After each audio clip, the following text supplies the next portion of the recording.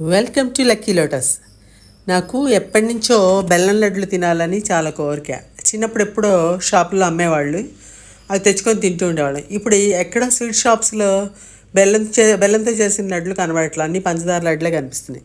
సరే మనం కూడా ట్రై చేసి చూద్దామని ఒకసారి ట్రై చేశాను, మీరు కూడా చూడండి.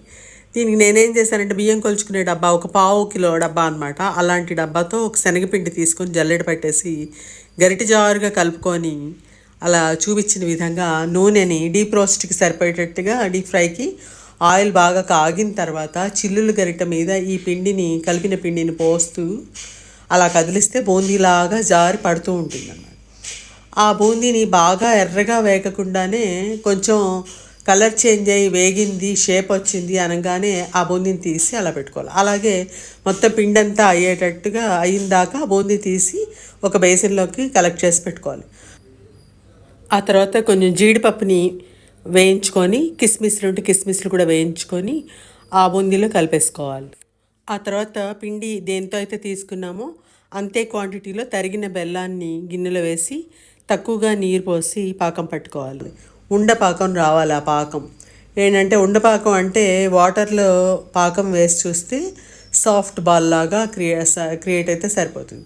దానిలో అప్పుడు ఆ స్టేజ్లో ఏలక్కాయలను పౌడర్ చేసి కొంచెం పచ్చికర్పూరం వేసేసి ఈ బూందీ మీద అదంతా పోసేసి ఆ పాకాన్ని కొంచెం నెయ్యి కూడా వేసుకొని ఒకసారి కలయబెట్టేసేసి అలా ఒక 2-3 నిమిషాలు కలయబెట్టిన దాన్ని కొంచెం గోరువెచ్చగా అయ్యేదాకా మూత పెట్టుకొని ఉంచుకొని ఆ తర్వాత మనం ఉండలు కట్టుకోవాలి.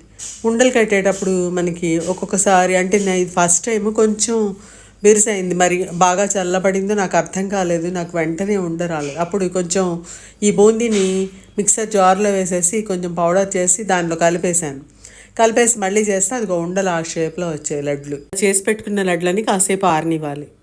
చూడ్డానికి పంచదారతో చేసిన లడ్లలాగా అంత బ్యూటీగా లేకపోయినా తినడానికి మాత్రం టేస్ట్ వాటికన్నా 200% చాలా బాగుంది.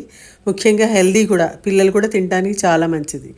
వీడియో నచ్చితే లైక్ చేయండి, షేర్ చేయండి, ఛానల్కి సబ్స్క్రైబ్ చేయండి. నమస్తే, సీ యూ, బాయ్ బాయ్.